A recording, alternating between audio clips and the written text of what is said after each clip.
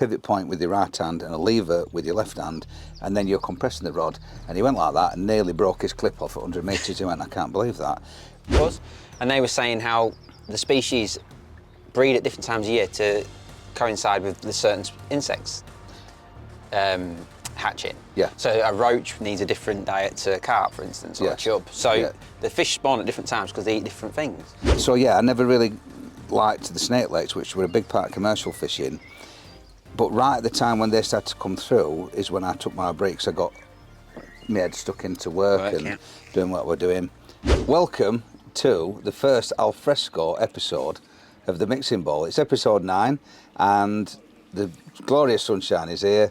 We've decided that we didn't want to be at the side of a roaring fire, so we brought you and us outside to a beautiful place in the world at the side of everybody's favourite river, the River Trent. So, of course, you're joining me, Mick Viles, and the wonderful Joe Caris, who's super excited to be at the side of his favourite liquid, H2O, that's full of his favourite species, the CHUB. You can't say it out loud because he gets excited. And we're going to just sit here on this pontoon and do our mixing bowl outside. Spectacular, isn't it? It's gorgeous. I'm not sure if it's a little bit too sunny. Are we going to get the people to guess in the comments below where we are? Because some people will know, some won't they? Yeah, if you fish the Trent, you'll recognise it, won't you? Let us know in the comments. Yeah, it might be that you fished the other bank, it might be that you fished this bank, but you won't fish here because, of course, unless you were using a drop net. Yeah. But it's a very famous part of the river. Yeah. And it is looking absolutely beautiful, isn't it? Yeah, we've got swallows there, look. The swallows, yeah, we can hear them in the background. Because spring has definitely sprung. Oh, big time. We're at the end of April and all of a sudden things are happening. We're thinking about summer, aren't we? Yeah. Which is why we're out here. But it won't stop us having a cup of tea, will it, Joe? No. So I'm just going to pour us a brew. So needs must, doesn't it, sometimes? Well, I was just looking at this cup and thinking that maybe I should pull that black tape off the cup and put it over your knees because I don't know what's more offensive, that cup or your legs. However, fair play to you. We've got to get them out eventually, though, haven't you? Otherwise, they're always going to be that colour, aren't they? And as a very, very northern guy, my legs are pale, let me tell you. But I love the fact that you've only got this bit out because you've got socks, ankle socks, and long shorts. Yeah. So you're going for the old builder's tan. Yeah, builder's tan. I can't fault you. Hey, we've got another speedo coming up. Yeah, there's a bit of boat activity, which is great. All adds to the flavour. Yeah, it does, yeah. And we met the guy that we moored up when we pulled up here, Billy, who's on a 5-year journey on his boat. What a wonderful life. Yeah, it was an incredible story, actually, wasn't it? He's been where did he say? All the way up to the Lake District from London, did he say? Yeah, somewhere and he's around been London. up the other side to, on all the Yorkshire canals. Yeah. And he's been out to the Trent. He's been on the Ouse, he's been up to York, he's been up to Ripon, not far from Basically, where you're if it's got water and it's navigable, he's been there, hasn't he? Yeah, and he was heading back upstream towards Nottingham to get to Birmingham, and eventually he's going to razz around and finish up back in London where he started. Fair play to him. What's his YouTube channel called? Billy's Left Home. Billy's Left Home. So a little shout out to him because we all love YouTube, don't we? Yeah. He, what I thought were interesting about him, I said, "What are you going to do when you finish your loop?" I'm off to Australia for a couple of years. To which led me to think, although we're having a great day sat here chatting about fishing, we seem to have got something wrong because we're not going around the country on a boat, and we're not off to Australia when we've done it. But he's also retired.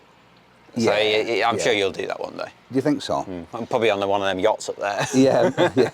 Well, that all depends how this YouTube channel goes. Yeah, true. If we get enough viewers. If we sell enough exact, we might get fair play. I think I'm destined to work for the rest of my life.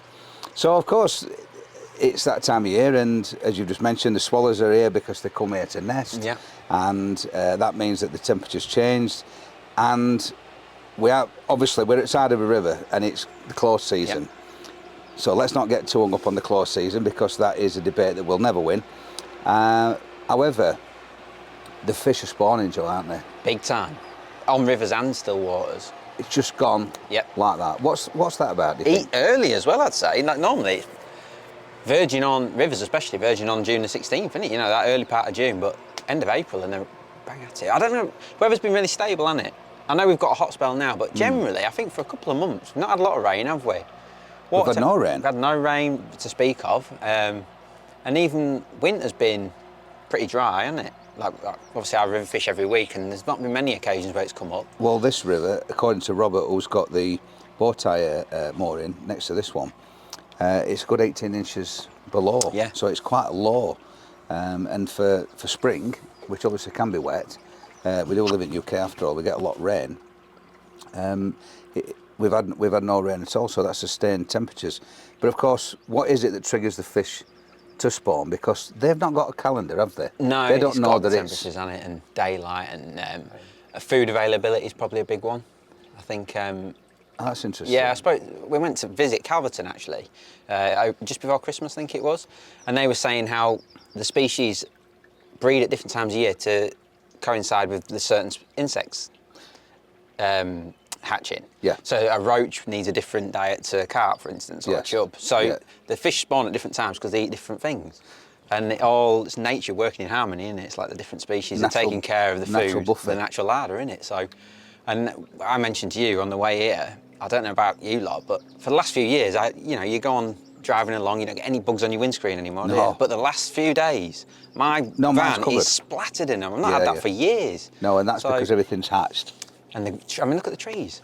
Yeah. Beautiful and green, aren't they? Full bloom, aren't they? So it just feels like we're ahead of schedule. It's funny because I felt we were way behind coming out of winter. That sustained. We've talked about the sustained winter on mixing bowl, haven't we? The fact that it's been prolonged and drudgingly, like, kind of dragged its feet, and it's been cold, and we've had some cold nights. But then all of a sudden we've had warm nights, haven't we? And the temperature changes, and that brings the fish to feed, and they become happy, don't they? I think I tell you what, we could have a great year's fishing ahead if they get it all done now. Because for the last few, as long as I can remember, still June, July, the carp especially, they're still swimming around, trying to spawn. Yeah, which is distracting because they don't feed, do they, when they're looking to breed? I was at the glebe yesterday and there was just big groups of carp swimming around, pairing up, swimming around in groups. Didn't feed at all, not interested. No. So if we can get it out of the way now, we could be in for a really good summer's fishing. Yeah, we fished. I've had an awful, probably since last mixing bowl. I've not caught anything really, apart from when I've been to Decoy and St Albans, where I've caught some carp. I went to Ferry Meadows. I've been to Ferry Meadows twice now and blanked both times because the fish were all shoaled up when I went a couple of weeks back, and then this weekend the fish were clearly spawning in Gunwade because Ferry Meadows is made up of two big lakes with a connecting sort of section between them, and we were on Overton, and despite Simon Fry, who caught 6 fish, I think 16 out of the 20 people blanked because the fish weren't They're just there. not there. I don't think they're there. But yet there were a million. Lee Kerry told me that his tip was non-stop because all the fish were in the weed where he were on Gunwade, all shoaled up, and they're thinking about spawning. And I've seen numerous videos over the last few days on social media where they're showing their fish spawning in big carp lakes, specimen lakes, all sorts of fisheries. So it's happened all of a sudden. It has, it really has, yeah. And it's good, isn't it? It's good to see. It's good the fact that I think we're going to have a tricky few weeks now, fishing-wise. Yeah. If you're planning on having a little break, now wouldn't be a bad time. Now's the time, yeah. Just maybe paint the decking or whatever. Yeah, exactly. Because there's going to be some, it's that time of year, isn't it, where the fish just, they're not bothered. Excuse me. No, but yeah, we're ready to come out of the woodwork. We are, but we've just finished winter. Sometimes it pays just to...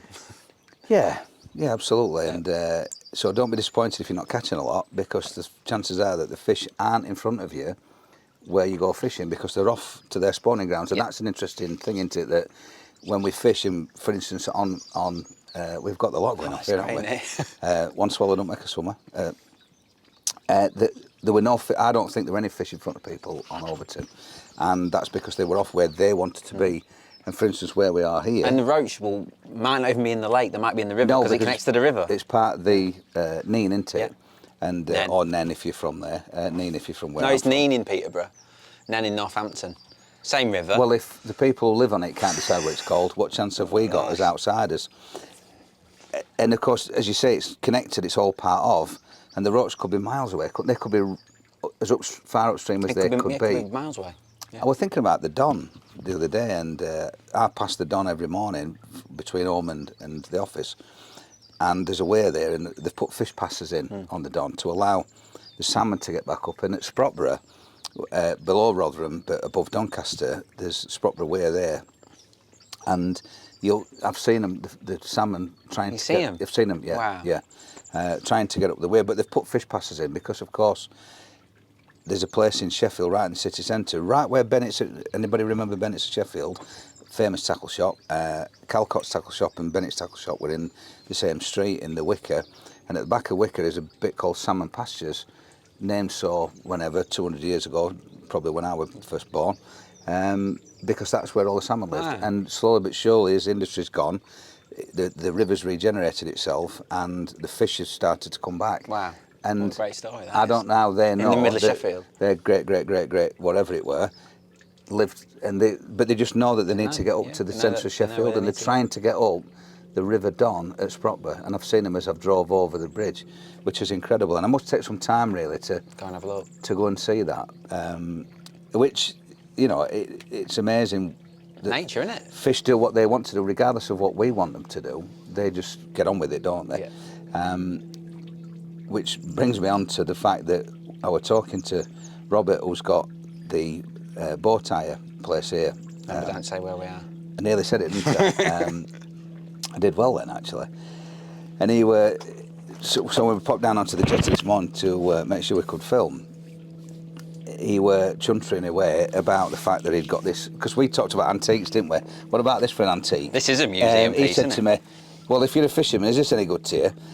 Because he pulled it off his one of his propellers. He had somebody who'd hired his boat. Fortunately, had realised, is that whose net is that? Is that? That's got to be one at lads from Leeds, because they don't change the tackle very often, do they? They'd be happy using that, wouldn't they? Yeah. Some of the couple of good years left in that, they'd say. Tight sods. Looks like it's been on Trory wind in Ireland. It's definitely a net though, isn't it? It's not a trap. No, I thought it was an eel trap or something, but anyway, it's got dredged up from the bottom. But so he was telling me that about fishing off the rivers and the fact that you can fish for salmon with a lure, but it turns out I'd actually got that wrong, because I said, is it right you can still fish off a boat as long as you're fishing for salmon and you're not fishing with bait? And actually it's not. It's I'd love to hear if somebody's got better knowledge than us on this, if where the salt water ends is where the fishing by a boat rights end. So basically for us that would be Cromwell. In the close season? No, because I thought it was something to do with the close season and salmon, and you could fish off a boat on the Trent if you were fishing with a lure, but it's nothing to do with that. It's to do with the salt water. And it's about boat fishing, not bank fishing, and the rights to that. And bless him, he's got himself tangled right up in it. And but less said about that sooner mended, as they say. But he not only had he got tangled up with the boat fishing and the rights and the salmon and the saltwater thing, he got tangled up with the net. And so that's made a feature. Yeah, I like it. He said, is it any good to you? And I said, well, maybe as an antique display. But no, what a thing that is. It's got an aroma to it. That's what keeping that used to look like, didn't it? Look how big the mesh is. That were called minnow mesh, I think. It's probably, I'm going to go for 8mm squares wrapped around a piece of old plastic tubing. Said minnow mesh in the spiel, the blurb. Yeah, well, fish can't get through that, can they? I mean, if you've got a nick in it, an eel would get through it, and you would have tied it up with a bit of old cotton, but haven't things changed? Oh, God. I mean, look at it. Round. It's round to start with, not square. Yeah, that's the thing of the past, the old round nets. Everyone thought that was a good idea. Well, I think it would ease of manufacturing, needs must. And then all of a sudden, but they used to roll, didn't they? And when you used to have waves on the still water, all your fish would get damaged. But by making it square, it just stops it rocking. And they fit in a net bag. Yeah, along with your bait boxes and your reel and your... Net bags used to be round, didn't they? You used to squash that and strap it to the top of your wicker basket. If you were lucky enough to catch it, which you wouldn't have done if you'd have gone with me to Ferry Meadows. But we'll see how that's getting on. I struggled at Southfield as well, because that was the week before on the first Nufish Feeder King.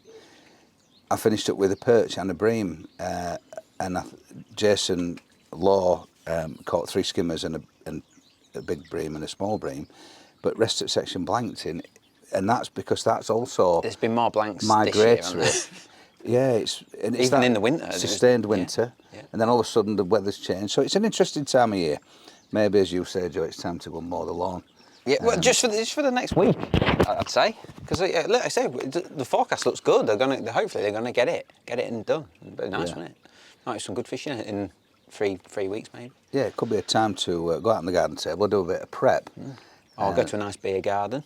Sounds good. Yeah, you could take your hooks with you and do them in a beer garden, couldn't you? Yeah. Or just forget the hooks and just go to the beer You go to garden. the beer garden. Yeah, well, I'm going to take the time out and do a little bit of prep work. And I've been doing get loads, ready you for know. summer. Have you? Yeah, because I've had the Commercial National, course. which we just fished, and I've fished the David Hall Memorial at the Glebe, and I'm just getting ready, summer ready. I like to do mine and get it done, and then Yeah, because you're that kind of person, aren't you? You like to be set. I'm quite simple as well. My angling, you know, I have the hooks that I use. I'm not one of them who strays far from my trusted patterns or anything. Yeah. I like my B911s, spade and eyed. Yeah. I like them animals, them Camasan animals. I Yeah. like them for like the Glebe, for instance, carp fishing. Yeah.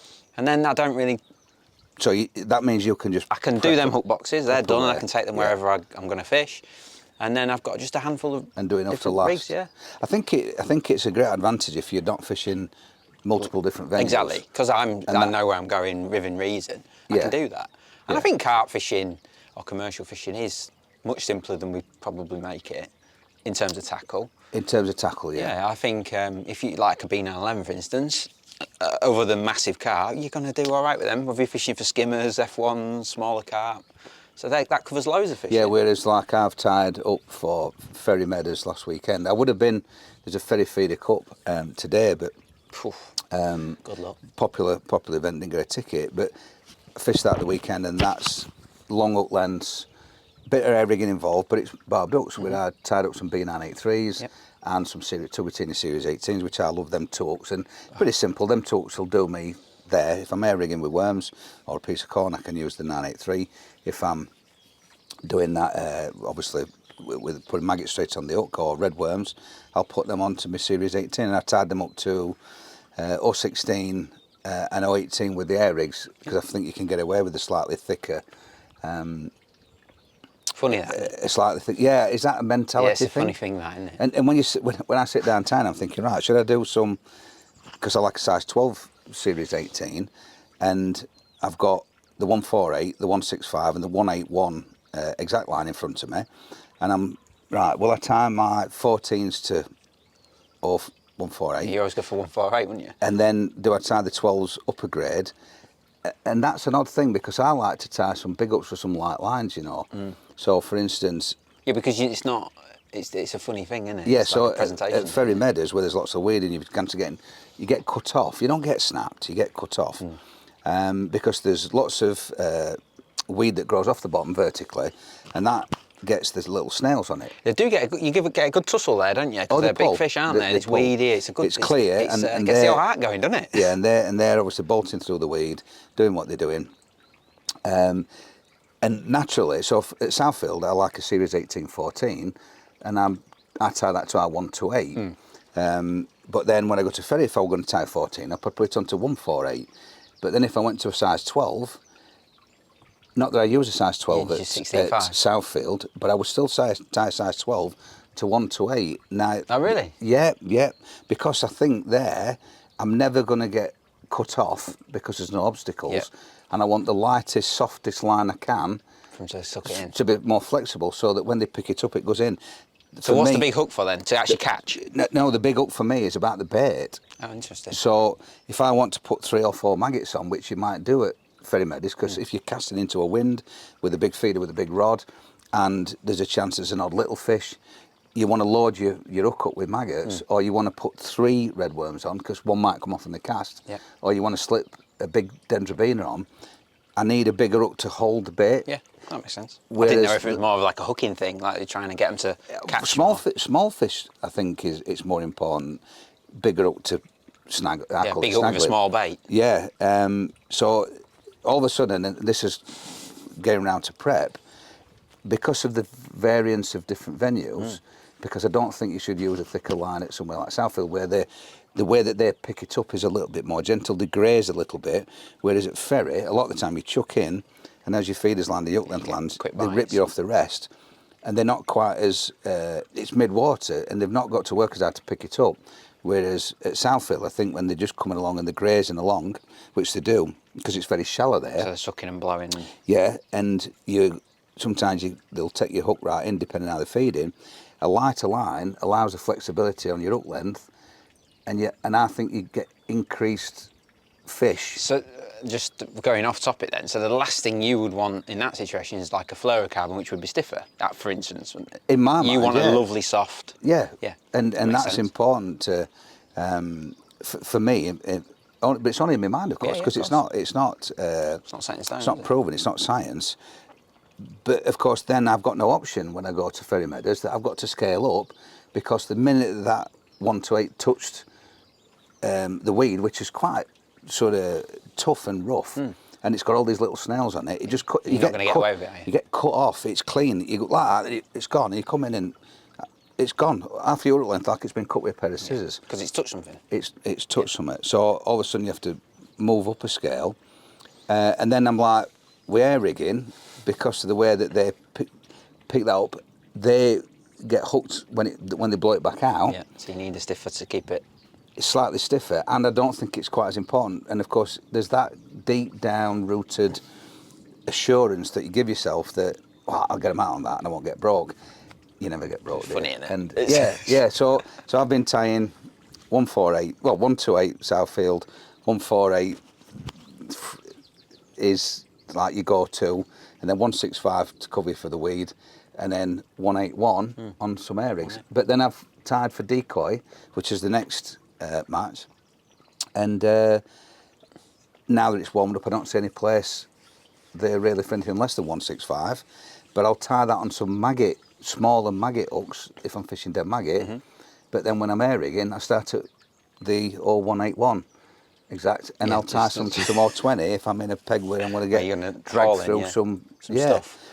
So all of a sudden, the prep is all Yeah, you've got a lot of prep going on, haven't you? Just, I mean, it's all hooks, isn't it? Because it's two. Yeah, it's all hooks. Two venues, and then if you throw another venue into that, and you wanted to pole fish, or you wanted to, so it's all relevant, I think, to the variance of fishing that you're doing. I think just going off subject, something that I wanted to just touch on as well for today's episode was like the team fishing thing. You know, obviously just fished the national, which was great, but the mindset, because I don't do loads of team fishing. I try and fish like 1, maybe 2 events a year. Yeah. But the mindset of going to your peg in a team match is so interesting, isn't it? And really enjoyable. And I thought it was something that I wanted to put across, because I drew a peg on the national, which is a no-oper. For, you know, if you were in a qualifier or an open match, you'd go there and you'd be like, it's barely worth me setting up. Yeah. But when you're in a team match, you approach it totally different. You're like, how can I help my team win this thing? I might have to come 5th off this peg. Yes. Or I might have to come 6th, but not 8th, because if I come 8th, we're not going to win. Brilliant. So you fish it in a totally different way. Like I fished that match with our 6 to 8 zip, for instance. Yeah. Catching roach, perch, skimmers, odd F1, odd big perch. Just got everything out, took me time, and I ended up having a brilliant day's fishing. I caught 50 odd pound, all sorts, big chub. Just had a lovely day's fishing, but you would have never ever. Did you fish a bit lighter? I fished 010, like a little 18 hook, 6 to 8 elastic. Just made sure I got everything in and got back more bites. And you would never fish like that though, would you? That's incredible. So in an open match. Just to put that in context, that's at Adrenaline Knoll Lakes. Yeah. Where I'm on Benny's, which is the big weight lake. Empty it, yeah, because it's full. Lindholm's full of fish. Full of fish. And ordinarily most people go there with a very aggressive, I need to start at 016s, strong elastic. Gallon of casters, I'm just going to catch shallow all day. But you've just ticked along. Yeah, I drew a peg 16 on Benny's, for anyone who knows. It's right up in the top. Oh, big fish is top. 16 is right in the thing, and the wind was off my back. Couldn't be like if you were, like I say, on a normal match, couldn't be a worse draw, because you're out the wind and you're stuck in a corner, it's never pegged. There was old reeds growing on my platform when I got to it. So just never in. And Frankie gave me some great information, and Lee had been on that little area the year before that as well, and this is where your experience as a team comes together, isn't it? And you're working together for a common goal. It's great. Both of them rang me and they're like, look, there's some fish on pellets long, but then you need to just sort of duck and dive the whole match. And I thought, I know what I'm going to do. I'm just going to... I actually went back to my van, because I set up all my rigs on our orange elastic, 8 to 10. I thought, do you know, that's too aggressive for what I'm trying to do here. And I went back to the van. Because even though that's quite soft. Yeah, and I thought, I just need to... If it's a roach 6 ounce, I just need it. If it's a perch, a pound. Feed your net. I just need it. I need them all. So I thought, I'm just going to take my time and just fish nice. And it worked an absolute treat. That's incredible. And it's probably one of the most enjoyable days fishing I've had in ages. So there's a couple of things going on there. Touching on the first one then, is a more, I don't like the word negative, but a more considered approach. Yeah, where I still fed 5 pints of casters. Do you know what I mean? I'm Yeah, still but you fishing. fish single- I'm fishing. single baits I on the fished the hook. tiniest piece of worm you could ever imagine. on, like on, you'd use on what the river. hook? An So these- 18. On an 18. And an 18, 911 F1. Tiny little hook. 010. Just fishing for bites. Lovely little like rig with like. And because you got soft elastic on, you didn't get broke. Never got broke once. Brilliant. Took me time to get them out. You know what I mean? But Yeah. they're worth it. aren't Same rig line. they? Yeah, same rig line. Just- 16.5. Yeah, just light drop- hook length. drop the hook length down a little dotted bit. float because it was fortunate. It was flat calm. So here's a question that's probably, which turns into a question from the viewer. So is the hook length, the size of the hook, are we saying that gives you more bites, or it hooks you more bites? What is the key to what scaling down? They call it, don't they? What is the? I think it gives you more bites. So do they not pick up a 14, or do they pick it up and spit it out? think they Do you just- get a little dink? I think they pick it up and spit it out. I think they just take it with confidence. Like you, especially when you're fishing with worms and you've Brilliant. got. I fished like 2 inches on the bottom. Yeah. And lovely dotted float, and everyone's just like nicely in the mouth, you know, and it's just lovely, isn't it? So when I'm talking about obviously using a 14-2 or 12 as opposed to a 14-2 or 16, that's a similar Yeah. thing, which is probably what's prompted you I've to always say it. been fishing light. I think light's I think I've fantastic. always fished light, but it's I just came away thinking, what a brilliant day's fishing I've had there. Yet if I was fishing an open match, I would have never ever fished like that. No, because what were the target weight? Well, I had Well, what did you 26 weigh? kilos, so that's what's Which is 54 what? pound, 55 pounds, something like that. It's more, isn't it? Yeah, 50 odd pound. And Which is a great day's fishing. yeah, but it would have been no good at all in an open match. But you would have never won there anyway, so you might as well have a nice day, ain't you? Yeah, you'd have sat there being frustrated, Yeah. fishing for £100. Looking at the good peg, catching that. Because would it be fair to say that if you went there on an open match and you thought you had to catch £100, if you fished for £100 on that peg with tackle geared up to catch £100, you'd have caught £20. Yeah. But instead you've caught Yeah. 50 odd pound. Is that why we love team fishing, which is what the point that you started Yeah, and with? I don't know, I just came away thinking, bloody hell, that was good. You know, it's like, that was enjoyable. The whole thing was enjoyable. And I'm looking around, and there's 21 teams on that match, and everyone's trying to just do the best, aren't they, for the team and get the most points. And it's like, I love team fishing for that very I reason. really enjoyed it. And I thought, do you know what? This is really good. And I know everyone's got a bit of a downer on team fishing these days, aren't they? But there was 21 teams on that match. Yeah. And I just think, like, people who haven't tried it probably should try it. I think the team spirit, which is what we're talking about. Young Rob Swan won his first goal this weekend with us. And you could see him absolutely made Beaming. up he was. And he did No. well as well. He won his section, so There's no obviously that better helps. feeling. And I always remember Tommy said to us once when I was young and first joined Barnsley, he always used to say, there's no better feeling than on National Day, walking into that bar afterwards with you, knowing you've got your points. You might not have won your section, but you've got your points. Yeah, you've done your best, And yeah. he's dead right. Yeah, and when you've chipped in your, where did you finish in Second, your, which second, is, everyone said, try and come fifth. Yeah. Second, like, I can do no more. and Tommy also said to me that it's your worst result that wins you the match. Yes. And what he meant by that is that if you come fifth instead of 10th because you've tried to win and you couldn't have won, so it's about setting out your match funny plan, enough, we isn't won it? that commercial national 8 or 9 years ago, and I drew in Laurels before he changed Laurels, and I was in this peg, and me and Andy North opposite me were both fishing 40 metres, and our pole was literally that far apart. Horrific.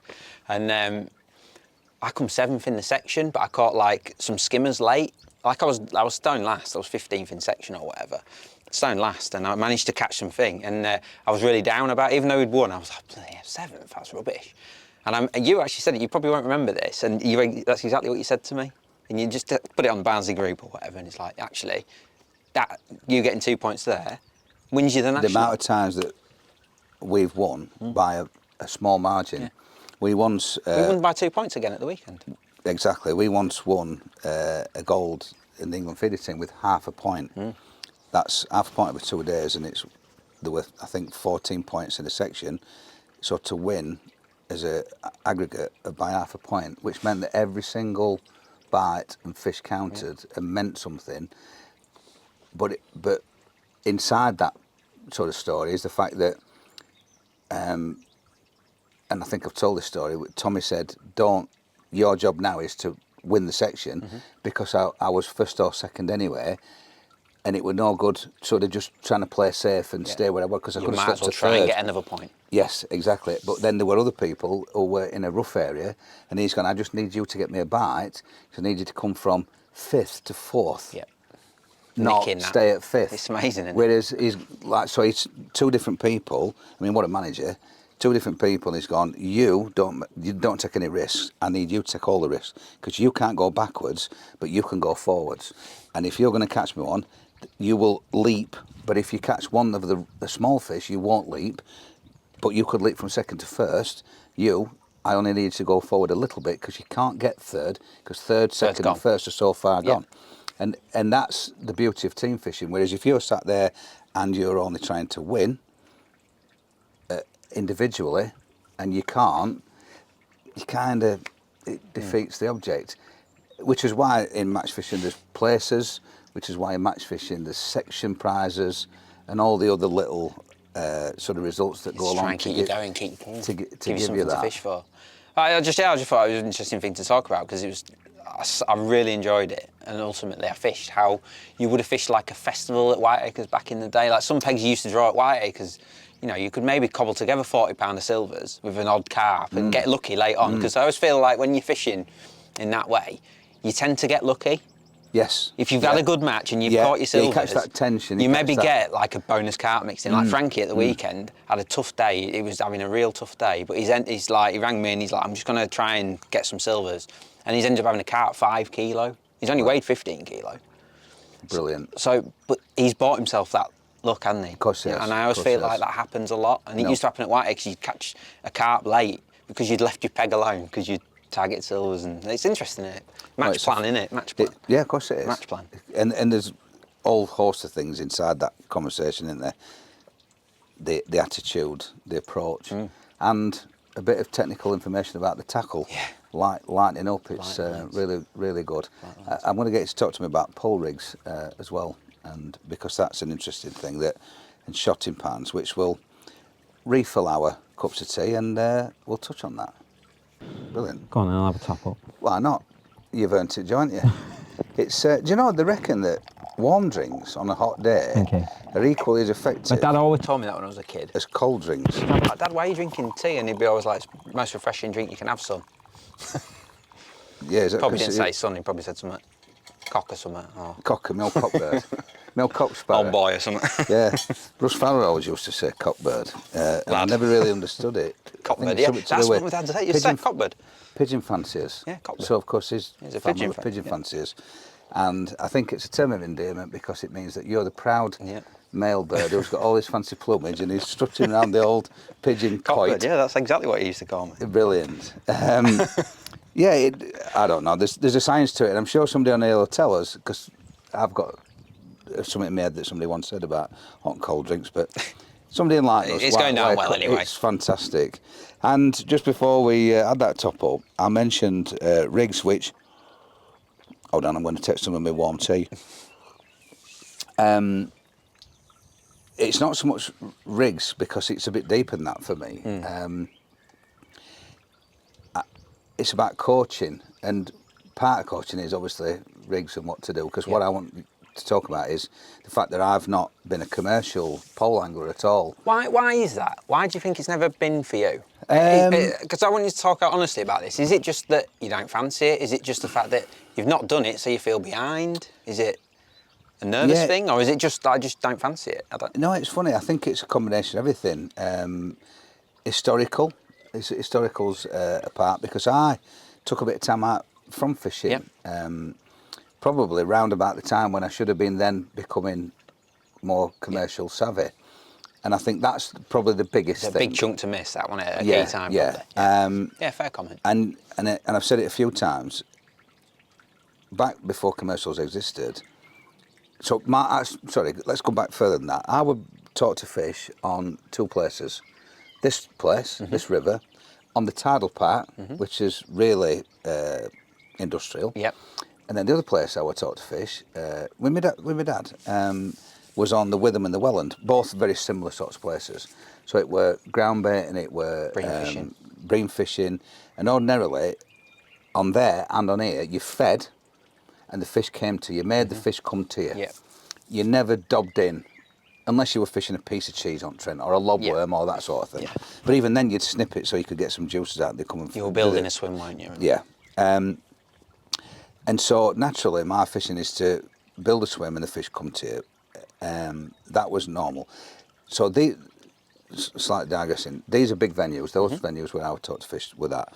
And then when we went on to small canals, when we started fishing nationals, because we went with Rotherham and then later with Barnsley, I never felt at home or at ease on narrow canals. I was the same, I've got to say. Because I can never, I want to feed, I want to spray bait everywhere, and you've kind of got to tap a bit in and just feed all nice and sort of miniature. And you're trying to catch what's in your peg rather than build, aren't you? Yeah, yeah. Because they don't just come, because they're not coming, because there's a bloke with his pole trying to make them from come that there, bank to that bank and that bank so you're getting cut off, aren't you? So ordinarily you'd have to draw on a feature or on this gravel bed or on this sandbar or where the overhanging trees were on the Coventry Canal, wherever it were that you were fishing. Yeah, exactly. And they always used to irritate me as an angler because I like a bit of freedom to thrash around a little bit. So then when commercials, which are smaller venues and a lot of the canal style snake lakes, I just never felt naturally comfortable. Mayfly, that, isn't it? You know, shouted like him, wasn't he? Yeah. There'll be a few, won't there? Now that it's is it the 1st of May? 1st of May. No, it's that we're on 1st of May. No, yeah. Yeah, there or thereabouts. It's either today or tomorrow. And so yeah, I never really liked the snake lakes, which were a big part of commercial fishing. But right at the time when they started to come through is when I took my breaks. I got my head stuck into work and doing what we're doing. So I never really got into it, and not that I feel behind or fear it, because if you know my next match, it wouldn't take you long, would it? It'll be Decoy Lakes with a feeder, and I understand that, but that's the comfort of having a feeder. And everybody else has got a feeder. Yeah. But it's setting your kit up, getting your kit right, 'cause it's different kit. Oh, it's a big change from it's what you've been doing. Different fishing tackle. Yeah, totally different. Even the way you set your seat box up, the way that you have your catties shortened, pots on the end of your pole, not lashing baiting, but kind of tapping here, tapping there, and fishing for an odd. I think it's a completely different setup. Totally different. And back then, I finished up with 2 sets of kit, one for commercials, one for naturals. But then I think what happened is the feeder team and the feeder world champs came along, and I focused my efforts on that. That was it. Which then narrowed my vision. So if you were an F1 angler, you probably, I see that even within commercial fisheries, there's people who are more F1 style anglers than they are carp anglers, and to subdivide it like that. So what I'm actually getting around to is saying that I need to, if you like, start from scratch, almost, which is a subject I really want to talk to you about, is coaching. I almost need coaching so that I'm getting the fundamentals. I had a problem with my phone and my laptop the other day, which are Apple. So I went to Apple's centre in a big shopping place near us, and they've got 40 experts, and I've gone, right, I need to know how to back up this onto iCloud, how to do this, and he's gone, bump, because he's an expert in that field. Exactly what he's doing. So I think I need coaching, and you're the man to do it because you're amazing at that kind of fishing. But for the mixing bowl, what's your thoughts on coaching? What is this new thing? It's not super new, but it's really popular. It's popular, coaching. isn't it? I think it's fantastic. I genuinely do. I think you can watch all the videos in the world, can't you? You can read all the magazines, you can watch from afar. But having one-to-one tuition, I think, is invaluable. I really do, and I think it's, even if it's just to put your own mind at ease, that you can, I am on the right track, or I've got this completely wrong. I spoke to Rick Tyler from Hotbox yesterday, and he'd had a day's coaching with Tom Scully. And he said, I came with all my rigs that I'd read about, I'd got them all prepared, and he said, and Tom took one look at them and went, lovely rigs, Rick, but they're no good at all for here. And Rick was like, oh. So he tied up a few different ones. Yeah. And he was away, and he said, he says, I learnt more in that day than I've done for years. And I thought, that is the difference. And I don't know how much a coach costs, 150 to 300 quid, whatever you want to spend. Depending on what it is, yeah. That is money well spent. And I'm not trying to like big it all up and get loads of bookings for people, but I think that is money well spent. If you're a golfer, one of the first things you do is get coached by the course pro, don't you? Yeah. Like Darren's a good golfer, isn't he? Yeah. And he says he that he can't. Yeah, he says, doesn't he? Like, I can't believe more anglers don't get coaching. No. And I don't think, especially anglers of a certain level, like, oh, God, I don't want to be coached. do it, because why not? You know, you're fast tracking your learning, aren't you? And you're getting on track, and you can get more things answered in that day. I was fortunate because obviously my old job as magazine editor, I used to go out with everyone, so I've been coached by everyone basically, and I learned so much just by sitting with these guys and getting shown it. And I think that is just. I've noticed that it's happened to a few people who I'm friends with, and few people I've observed. If they get that role like what you had, where you went out with Steve Ringer, Des Ship, Andy Maley, Kerry, and then in your later with Preston, and you obviously with all their top flight anglers, it's the wrinkles and the tricks. Yeah, I always think if you like, you know, like myself and Matt and Tom and John Arthur at a certain level anyway. Yeah. So you're not like learning loads. You're not learning how to fish, but there's just little things you're like, yeah, I'll grab that. You touched. Do you know what I mean? You touched on something about the reassurance. I think that's a massive part. And I think that's for me. So I'm like, right, do we do a band or a lasso, for instance? And because I'm sure that I wouldn't catch nothing if I went commercial carp fishing with a pole, but I'd know I'd be off the pace. I'd be at like 60%, and I need to be at 100%. And it's the insecurity of going, so am I not catching as much because I'm banding my pellets and I should be lassoing my pellets, or is it because I'm trying to dock my float down too far and I'm striking and knocking my bit off? And is it that I should have my float more stuck out, but I'm not confident that it should be stuck You're out not like sure a telegraph why? pole? Because I remember actually, it might have been last year or the year before, we went to the Glebe for the David Old Memorial, and we were talking about obviously margin fishing. Yeah. And I remember we were like, you've got to be in 3 foot, or I forget what it was. But on the day I caught in 2 foot, and you were like, well, you told me 3 foot. And I'm like, yeah, but it's a different day. And, Yeah, because you've got to get your angling skill into So you can you watch a magazine about, or YouTube video about margin fishing, and they say get into 18-inch water. Yeah. But on the match, it's dead bright like this. They don't, like yesterday, they didn't want to come in the edge. So you fish away from the bank where they're more comfortable. A little bit deeper. But you're still catching down the edge. So, but it's that little, if you're just going from the textbooks, you're up against the bank and you ain't catching, and you go home thinking, I've done that wrong, bloody hell, I'm useless. But actually, it's just a tweak that needs to happen to catch the fish. And you've seen me with the paste. Yeah. I feed, you know, I'll try and catch as many as I can right against the bank, but often I'm fishing 2 metres away from the bank. Because fish know that I know that on a day like this, when it's still, you can't catch them in shallow water. So it's just, and it's experience, isn't it? And that you can't buy experience, but if you get coaching, you can get taught it. And I think that is, do it, would be my thing. If you're in any doubt about your fishing at all, even good anglers can learn off other good anglers. Well, Rory McIlroy, who's just won, obviously, the Masters, I bet you a penny to a pinch of horse muck that he has gone back and gone, do you know something? They were just on me, like on my 9-iron or on my sandwich. I just felt, and I'm not saying he's got coached, but what he'll have actually done is gone to somebody else and go, you just tell me if you think that my swing is as far back as what I think it is. Yep. And I can imagine when somebody said, I just can't seem to cast. And I'm going, well, your rod's not going back far enough, is it? Des taught me once. I jumped on his kit and I was chucking a pellet waggler. And I was considering myself quite a good rod and line angler. And grown up float fishing. And he actually said to me, he said, you're not bringing your rod back far enough. Yeah. And he says, your cast isn't quite right.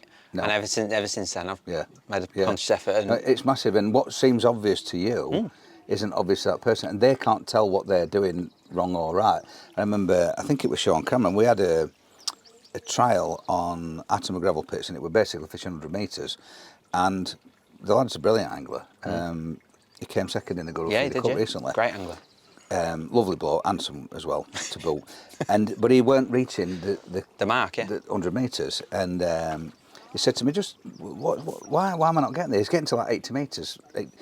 And I said, well, just cast and I'll watch it. And I said, right, push your left arm a bit further forward, push your right arm a bit further back, drop your rod a bit further back and push through your swing and pull your left arm is going to do the work. You're casting with your right hand like a waggler, and you need to cast a feeder and a waggler, two different things. Use your left hand to pull the bottom of the rod, and you get a pivot point with your right hand and a lever with your left hand, and then you're compressing the rod. And he went like that and nearly broke his clip off at 100 metres. He went, I can't believe that. It's coaching. It's coaching. But it's he's looking in the wrong direction. Brilliant fisherman, just didn't know because he's never done it. No. Like me, I'm saying, right, do I have my float in the margins? Do I have my float stuck out the full bristle, or do I have it dotted? Naturally, everything I want to do is dotted because that's the type of fishing I've done. And I go, it's horrific to have your float stuck out like and I that. come along and say, hang on, mate, take a shot off. Take a shot off. And it's like, why is that? Well, you're going to have too many line bites. And you're like, of course you are. It's obvious to you, but that's because you've got. It's likewise. I could go like the feeder fishing, and I would definitely benefit from going out with you or Lee or Steve or whoever would do it. Yeah. I'd learn loads, wouldn't I? And I think a lot of people as men we're quite proud, aren't we? And you're often like, oh, I don't want to be taught by him. But put that to one side, go do some coaching. I think when we're doing some coaching sessions, aren't we? Yeah, they start very soon, don't they? Very soon, and I can't wait. I genuinely can't wait, and I'm hoping that everyone who comes on it. No, I'm looking forward to that. So for those that don't know, we've basically we did a competition, didn't we? Where the Nufish Anglers Club, which is a Facebook page, it's open to those members if they wanted to have a day's coaching, and you'll be pleased to know that it's on commercial fisheries. And Joey's the coach, not me, if we were going to a natural venue. But we decided, I'm the host. I'll be like Bruce Forsyth. Not Bob Monkhouse, more to the point. He had some crap jokes in it. And we get, I think we've got a dozen people. Yeah, the first one's at Rookery. We've got one at Aston Park Fisheries. We've got one at Alders Farmer. We've got one at Packington Summers. Yeah.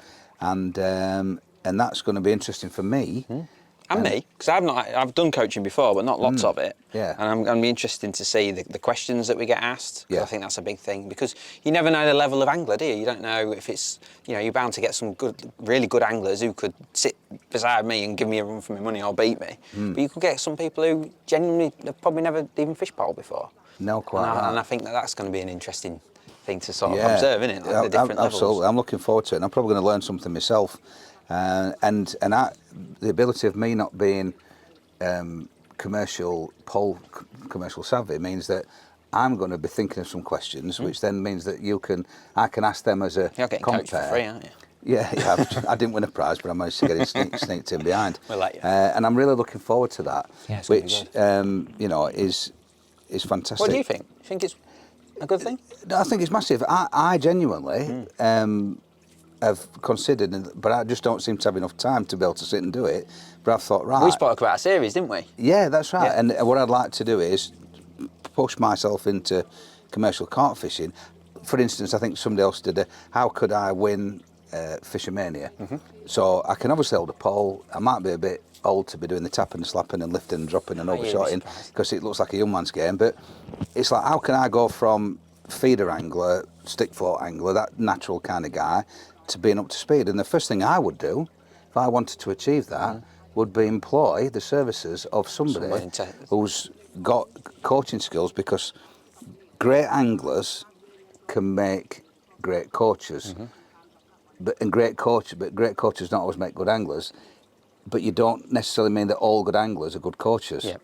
Because, and I keep quoting him, Tommy Pickering is a brilliant coach. He would be the best to go out with. And he's an amazing angler, but I know some amazing anglers who wouldn't be as good as a coach as he is, because they don't start the fundamentals. He'll teach you how to sit, how to cast, watercraft, right from the beginning. For somebody with bad habits, like me, it's like, right, stop. Just start again, do this, do that. So I think it's an amazing thing. I don't think there's enough of it. I'm really pleased that we came up with the idea of doing the Nufish coaching days. Yeah, I'm looking forward to seeing how they pan out. And we're going to use these 4 this summer to grow our experience with it. And then maybe next year we can expand on it, or try some natural venues. That might be a thing, but of course the reason we've picked the commercials is because it's a good place for us to start. Yeah, because we're learning as well. We're new to and it. a different, we're learning about actually doing it, aren't we? Doing the coaching as well. That's right, and so you never know, we might turn into part-time coaches. There's another mayfly there. Look, he knows it's. There's made, actually loads over there on the other side of the river. The fish will be topping for them. The chub will be coming for them, won't they? Oh yeah. So yeah, we'll look forward to that. And wow, another great chat. Yeah, brilliant. And the tea's still nice and warm because the sun's on it. Hopefully we're not. I'm a bit hot, I don't know about the tea. I'm absolutely sweltering. My brow's soaking. However, it's nice and lovely. I'm not sure if somebody's going to bring us a nice frappe or something Aperitif. like that. Yeah, it'd be lovely, wouldn't it? And I think that's been a fantastic chat. I've really enjoyed it. I'm looking forward to the coaching sessions, and you know what we've got going off at the moment. We've just had a few product launches from Nufish, which are great. I'm sure you've all seen them on social media, but if you haven't, get on there. A few videos on this channel of what we've been doing, and we're looking forward to a great season ahead. And maybe we'll try and find somewhere that's a little bit more in the shade next time. However, it's a great place to get Joe's legs brown. Yeah, I'm just... So if you see him next time with bandages or third-degree burns on his legs, it'll be a bit like my forehead. We'll hopefully have not got sunstroke, and we'll see you on the next episode. So thanks for tuning in. Don't forget to hit the subscribe button, and we'll see you soon. Pop your questions on here.